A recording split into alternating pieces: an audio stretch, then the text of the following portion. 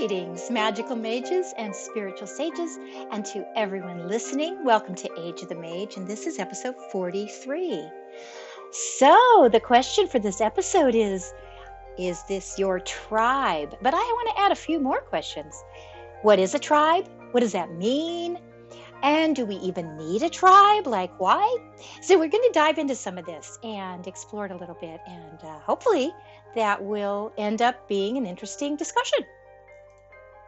So first off, I'd like to start with the idea like what a tribe is not in the way that I'm using the word. So I'm not referring to it as any sort of cult. There doesn't need to be a leader. There doesn't need to be a dogma. There doesn't need to be any sort of hierarchical structure to it. When I say the word tribe, instead of this kind of top-down structure, I'm referring to more of a hub, kind of a central area that attracts and draws people in based on factors of resonance, based on frequency, based on energetic similarities and affinities. So I want to clarify that when I do say tribe, I am talking about more of that type of structure than any kind of pyramidal structure or any kind of authoritative structure. So I want to get that out right in the open. And everybody else has, I suppose, ideas that circle around this word tribe. And it's become kind of popular in the last few years as a trending term, isn't it? To try to find your tribe and so on, and try to create tribes and so on. And it's become a little bit trite. It may feel a little meaningless. But I want to talk today about it specifically because I believe it's on the cusp of becoming something very, very important. All right. So most of you listening to this podcast are very much aware that we're mainly talking about magical, spiritual, paranormal, unusual, supernatural, these kinds of elements that come up in our lives. And we all have various access to different things. We all have different channels that we respect. We all have ways we choose to work with kind of our soul and our soul energies that are very unique to us. But what we do have in common as listeners and as those that would resonate to the messages in the podcast and the messages through Modern Masters, we have this commitment to the idea that magic exists in whatever form we prefer to see it, whatever we choose, how we choose to enact that magic, that spirit. We believe it exists and we believe it's accessible and we believe it's there for us to utilize and that it's just deeply woven into our very natures. So we have that basic tenet in common with each other. And sometimes when we feel such a commonality and we're blessed to have others in our life through people we know or through internet connections, things like that, that feel the same way we do, we can take it for granted. We can begin to think, oh, I'm in such a wonderful space. And everyone, basically sees a worldview, shares this magical worldview with me. And it can be a harsh learning experience to step outside of any kind of protective bubble, can't it? And then suddenly get a pie in the face, have someone slam you for your beliefs or make fun of them, ridicule you. And far worse has been done to people just because they believe something differently than the person confronting them. And so all of a sudden, this is kind of a wake-up call like, oh my goodness, I want to run back in there and I want to get back in that bubble of mine. We have normal human reactions to any kind of attack, whether it's an attack on our integrity or an attack on our body or an attack on our beliefs, our identities. We all have a fight or flight. We're either going to say, oh, I want to get back into a safe zone, or okay, let's go at it, buddy, let's take me on because I'm ready to defend this part of myself. So we all have this in us. And this is where we're going to go because of, unfortunately, I think because of our energies that are building up in the world, we're seeing a lot of polarity. Polarity is really getting heightened. Now, we've always had it, of course, but we want to remember that at the top of our current pyramidal structure that does exist, unfortunately, probably for our planet and species, there are people, I believe, that would just love this kind of chaos. I mean, they love to see us dividing up and fractioning off against each other and fighting. I mean, this is exactly what they are hoping we will do. And so we are seeing this rise up in various ideologies and various forms of difference in beliefs, manifesting as fighting, manifesting as brawls in the street, manifesting as nasty words getting exchanged on the internet, because the strength of the various belief systems is gathering momentum, no matter which belief system someone has, because that's what polarity does. The opposite always strengthens the opposite end, right? So you when you have to defend something, you become stronger you become firmer, you set your teeth and you're ready to go, and you kind of attach more and more energy to what you're defending, rather than if it just bounces off it's just water on a duck's back. That doesn't really add too much to the coalescing of the energy around you and that issue. But when we have to defend it, or when we feel like we want to defend something, that issue gets deeper and deeper within us. And this is okay in some ways, because this makes us have to look at various things we might believe in, various things we're seeing and perceiving out there in our world happening today. And this makes us recognize, or at least tries to help us wake up and say, where do I stand on that issue? I don't even know. Maybe I better research it. Maybe I don't know enough about it. But for whatever reason, we have this growing spotlight on our differences that's occurring, and it's causing ruptures, it's causing chasms, it's causing splits, it's causing all sorts of tension. And sadly, too often, it's even causing splits between those people who are very deeply involved: spouses, siblings, loved ones, families, friends, best friends, because this light that's shining on all these cracks and crevices inside our belief systems and inside our society, inside corners of our reality that haven't necessarily been examined in mass before. This is happening, and it's causing everyone to take a side, form an opinion, get behind an ideology. And the more we do that, the more we see division. Now, division is not necessarily a bad thing, because right now, division is showing us. It's showing us that people are thinking. It's showing us that people are being pushed to look at issues. Otherwise, this division would be far less, because it's so much easier to feel like you have something in common with someone else when you don't really know what they believe, and you're just kind of living on the surface. We can feel like we have affinity everywhere when we're not really digging down and finding out, oh, I didn't know you believed that. Really? Oh, that's just not something I can accept. So division, if it's healthy, it's shining a light on issues so we can claim the ones we want to bring into our sphere, so that we can identify in areas that will promote happiness, and align us with that beneficial timeline. And when division is used in that way, there's nothing wrong with it. It's nothing wrong at all. It's like a light. It's a light shining on areas that we need to see.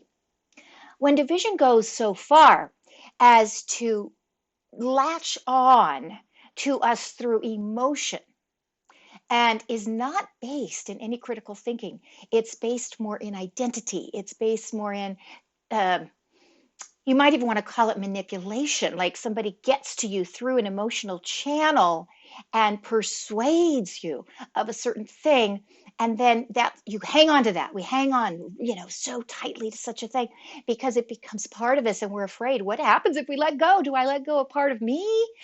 Does part of me die if I let go of this identity that I have hung on to so long? Oh, I can't do that. I can't do that. And then we find this very emotional kind of attachment to sometimes illusions. Sometimes these are just simple narratives that are attached to agendas from certain people or certain sources, and they're not even based in truth at all, or even something close to a truth that would benefit you or benefit us as a whole. And yet we can hang on to them. as if they are the truth of all truths, because we have merged our emotions and our identity so strongly with a story that we can't let go. It's very, very difficult. Now it's being done, but that's not to say it's not painful. It is. It is very painful. So, with some of this background, let's go back to the tribes idea. All right. So, we we've talked a lot in previous podcasts about these two timelines and this split. And I believe I've been so clear, as clear as I can be on certain platforms, that I support free will and I support a timeline that will make sure, as far as it can, to encourage more and more free will and more opportunities for personal sovereignty, rather than a timeline that is more centralized and is going to clamp down on the individual and the individual's freedom. So I'm definitely voting for this other timeline that is all about truth and all about the freedom that we can have to search for truth and find our own truth and find what works for us, because on that timeline we are gifted. We are gifted with additional free will, and we're gifted with personal sovereignty, so we get to make these choices for ourselves on that timeline that I prefer. So that's kind of a given that I wanted to just rehash a little bit quickly there. But once we're on that timeline, once we feel like, okay, I'm there too. I mean, I want freedom and I want free speech and I want to be respected for what I find works for me the best. I want my path to be, if not followed by others, I want to be respected. I want to be treated fairly, because there is an underlying principle that supports my sovereignty and my choices. Okay, so once you're there, then what? Because once we're over there, we're still a whole world of differences, aren't we? We're all such individuals. We can find these large commonalities with people who say, "Oh yeah, I'm there too. I'm for freedom too. Oh yes, yes, yes." But then you start talking about smaller subsets, perhaps religion choices or spiritual choices. And all of a sudden, big divisions occur again, just as if it's back to before you even choose that timeline, you know, because again, our choices in smaller subsets also are tied to us at very deep levels. Maybe some of us have grown into our beliefs because we've done a lot of research, because we've lived life, because we've had experiences coming back to us to validate our research. Others have simply had such strong experiences and have come into the world almost with a knowing from the very beginning that they didn't even need research. They are just linked. They're just on a, open channel to many of these principles of truth and light. And so it doesn't come from research as much as it just comes from a deep connection spiritually to these things. So no matter how you have come to accept your beliefs and to be, at least for the time being, following a path that your beliefs are leading you down. And I know there's room for change, and hopefully we're all open to that change. We're open to expansion. But for the time being, we're following a path that we think is the best for us. Well, my goodness, we're going to run into so much friction, even on those smaller paths. It's very likely. So when we get on to a couple basic timelines and we say, all right, I have found a group that I feel an affinity with and I share their beliefs and certain principles. It feels good, doesn't it? It feels good because you're not always on a defensive. You're able to be more of yourself in that group. But then all of a sudden one day you say something, and for us, it might be about magic, it might be about a spiritual belief. And all of a sudden, the whole group turns towards you like, where did that crazy idea come from? I thought you believed like I did, blah, blah, blah. And they go on to, quote their dogma.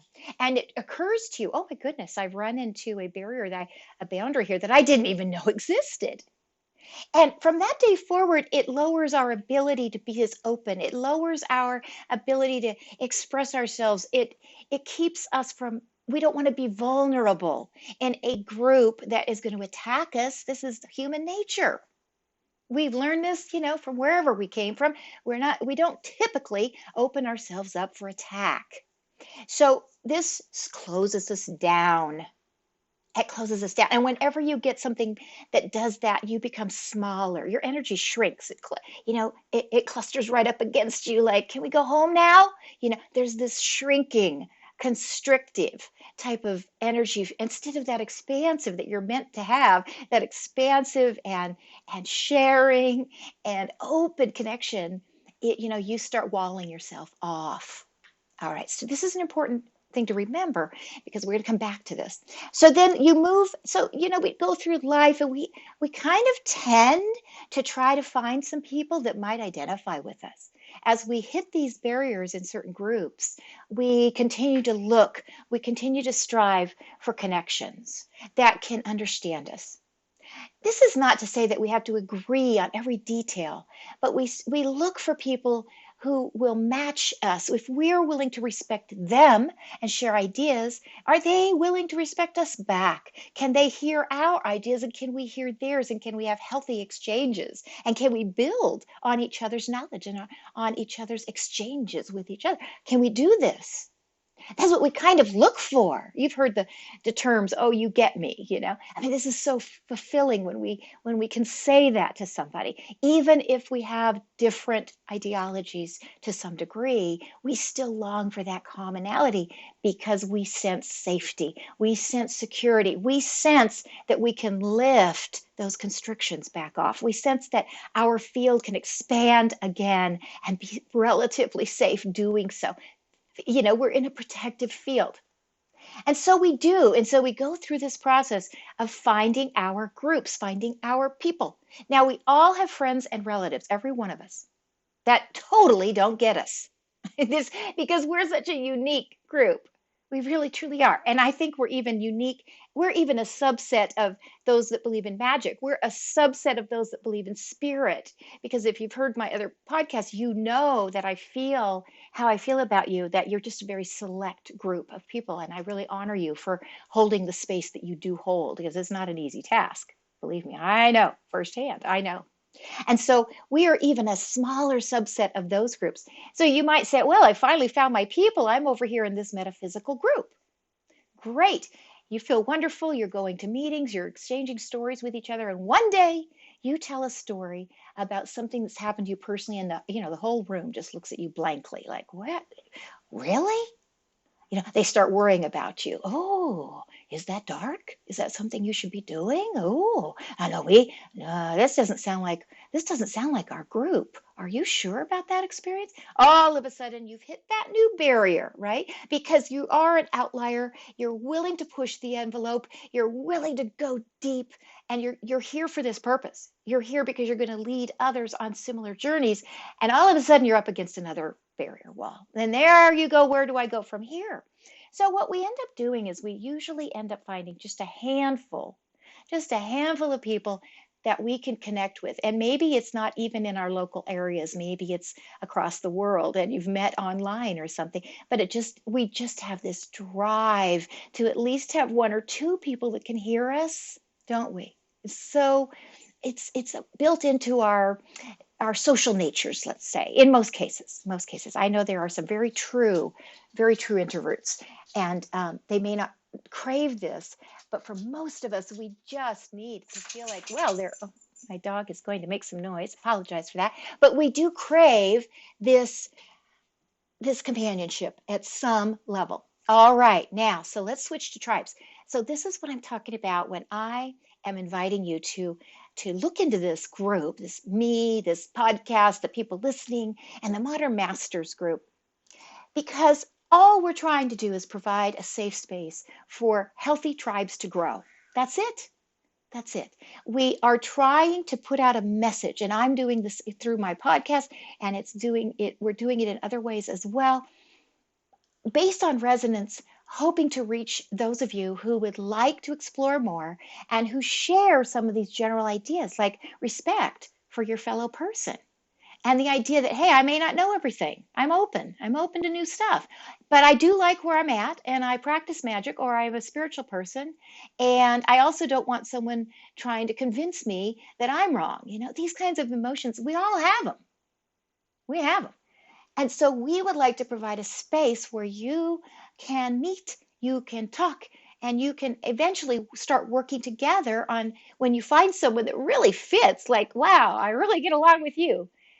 Great, because the two of you might provide outstanding healing for someone when you put your energies together. So it depends on what your interest is, of course, but that's all the whole project is about. It's just finding tribes, truly. It's just inviting you to say, all right, yeah, I'd like another person to talk to about my version of strange and far out visions of magic or my galactic beliefs because there's not a lot of people around me I can tell. So yeah, I'll give it a try.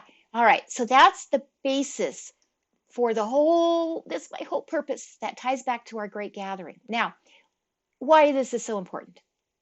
Okay, so we're back into this idea of this energy being very pressure cookery right now, right? Just pounding at us and trying to cause differences and trying to cause divisions amongst us and everything. And it's doing a good job. Okay, that energy is doing what it's supposed to be doing. It's throwing all this dirt up in the air so we get to see it. But at the same time, we like some unity, we like some peace, we like some calmness to exist in our life too. We like circles of people that we can go back to for refuge. We like reprieves from all the battle all the time. And so when I say tribe and when I say group, that's all I'm referring to is a protected space. This is not to say that we have to become so thin-skinned that we can't tolerate any kind of criticism. For heaven's sakes, the world is going to give that to us whether we want it or not. We are going to come up against others with differing opinions, and some are going to be more vicious than others, and we will have to learn how to deal with that, of course. But we are talking about a place where you can come and be free of that, even if it's just for moments in your day. Even if it's just to grab a little bit of that vibration so you can carry it with you. This is the purpose of a tribe as I see it. And it can extend from there. Of course, it can extend outwards from a mere etheric energy level. It can start becoming conversations and it can start becoming discussions and it can start becoming teamwork. But at the very basis, it's just coming to a safe spot where there's a true affinity. And so this is what I'd like to get at today is as many of you have heard me say, I believe that personal sovereignty is very important. This idea of sovereignty. Sovereignty has to do with boundaries. Whereas freedom is more, boundary-less. When we think of freedom, we think, whoa, everything's available to me. But when we think of sovereignty, it's kind of a cloistered word. In other words, yes, you're free, but you're free within boundaries. You're free within a space that is yours, that's yours to control. And so we have this in a personal way where I get to determine who and what I want in my personal space. I'm sorry, that is just the way it is. And I believe that. I believe that's central to my rights. And that's why I like this other timeline that also supports that. But guess what? I think that goes beyond me. I get to determine that if I own a store. I get to determine that my space, my boundaries, what I get to fill that space up if it's my home, if it's my apartment. I get to determine how do I want to fill my space up if I have a website online, if I open a channel for discussion. It's not always banning free speech when we set limitations. Limitations that are realistic and set up to prevent invasion is part of sovereignty. It is lawful. It is allowed. It is not anti-free speech. It is not anti-freedom. In the long run, it provides more freedom because safety and security, these feelings, open us up when we're in such spaces that offer some level of protection. That opens us up and allows us to share more inspired ideas because we feel like we can. And those ideas are catching and they're contagious. And all of a sudden, our little tribe that is maintaining a collective type of sovereignty can do more in the world than it could do if it were trying to operate as individuals. Because there's no support and there's no feeding. There's no exchange back and forth. And so it's very powerful to have these kind of spaces that have some appropriate boundaries around them. Again, this is part of a tribe. It is not to be an isolationist. The goal is not to say no one can enter here unless they sign this 10-page agreement and never speak another word about anything that would, disagree with any. No. That's isolationism. And we're not as tribes, that's not what we are after. As groups, that's not what we're after. Part of our whole work that's central to, I see, the magicians and the spiritual and the galactics that are working with us, is to take the work back to the world, is to share it and help the world. But while you're developing that work, while you're in your own magical laboratories, by golly, you get to defend those laboratories. You get to say, I've got guards up at the door and you can't come in and ruin my experiments. Once you get your experiments done and once you've tried to do a few things and they're working and you feel good about them, it's up to you on how you want to carry that out of your laboratory. Where do you want to take it next? Where do you want to go with it? How do you want to share it? That's up to you. But you have every right to protect your laboratory. Every right. So what we're going to do here through any channel that I'm on, if it's Facebook, if it's Telegram, if it's YouTube, BitChute, Rumble, modernmasters.org, it doesn't matter. It's a sovereign space. Myself and my dear son John and Dana and other members, we are putting our heart and soul into providing this space for anyone at all that feels inclined to find it, to come and be a part of it. That's all. It's as simple as that. And so we have the right to protect it with appropriate boundaries, not just for ourselves, but for you. I always used to say, when I looked at comments, it was fine to keep attacking me, but when they started attacking those who were listening, those who were coming for refuge, those who were coming for sacred moments, that's where I drew the line. That's not allowed, because that's what I'm trying to provide, is sanctuary. And so this has been on my mind lately, because as we grow and as we expand and as more of you express, oh, this is great. I mean, I'm finding pieces of truth and I'm feeling resonance and I'm excited. I don't know where this is going to lead, but it's cool.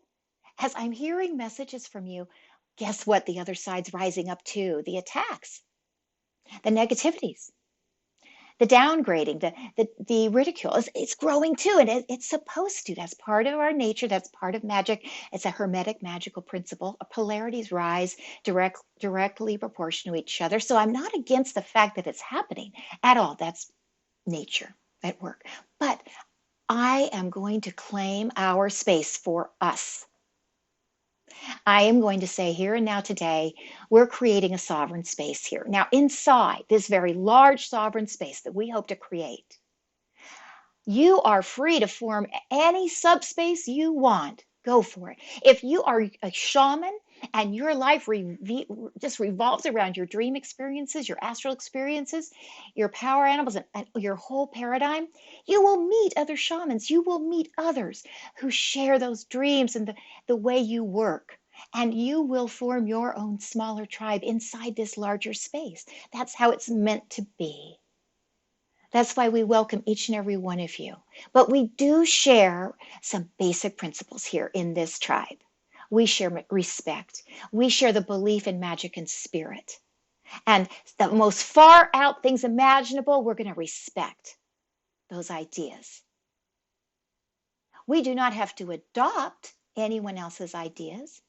We maintain our own personal sovereignty space around us.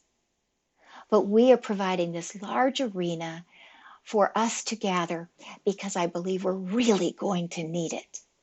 We thought we had seen persecution in times past, and we have. Those that believe any certain way at all have all taken their turn at being heavily persecuted. So we have all experienced this somehow, one way or another. And large groups of people have, genocide happens as a result of belief differences, for heaven's sake. So we know this exists. Well, we're in a time where we're going to see it on the rise yet again. So we need each other. We need support. We need a voice that comes into our mind every so often and says, you're right, you're on the right track. Keep going. It's okay. Ignore those people over there. Ignore that energy that's negative. You're doing great. We need this, for heaven's sakes. We need expansion of thought. Maybe I have thought only so far about etheric grids, and I run into someone who has done a lot more work with etheric grids, and all of a sudden I'm gobbling up all that energy I possibly can, and now the two of us are doing things we never could have done alone. So not only is it support, but it provides expansion, it provides inspiration, it provides healthy exchange. So if the day comes when you see me having to delete comments or having to come down firmly on certain things, certain people, that's because please know how strongly I feel in support of general free speech. But what I'm doing in that instance is I'm carrying this role of protecting your space for you to some extent, of course. Any type of healthy discussion, absolutely, let's have it. Let's do it, because that's growth. But I want anyone who lands on one of my channels, who lands on one of our chat groups, I want you to feel safe, at least as safe as you can. I know that we're vulnerable anytime we decide to share a personal idea. Believe me, I know. And it's hard. And especially when those ideas are not at all close to mainstream ideas, right? This is a tough thing to be able to do. And so only do it when you feel comfortable or in your own time. But I want to do all I can to provide the energy, the energetic sphere where you can do such a thing. And so this was an important message today because I invite you into this tribe. You're going to make your own tribes inside the big tribe. But I invite you to take a look and take a feel and feel it out and say, just ask yourself, as we go into these tough times, which we've already been seeing, and I believe we're going to see so much more of, unfortunately, before things get better, I'm afraid things will get worse. And we need companions. We need supporters. We need uplifters. We need, kindred. We need kindred spirits to be able to say, oh, I feel you today. I feel you. I'm there. So I invite you to give a thought to, learning more about us. And you're welcome. Just listen. Just listen, and you become part of the etheric network that's sharing the podcast and sharing that energy. And please send messages, do anything beyond listening that you feel comfortable doing. And this is the message for today, is explaining what our tribe is and what is a tribe, and inviting you to come into a safe and sovereign space. And for you to know that it's perfectly all right to do so. It is lawful, and it is part of the timeline that supports free will. And we will talk a lot more about this in the future, but I will leave you with that message for today, and I will return soon and say goodbye for now.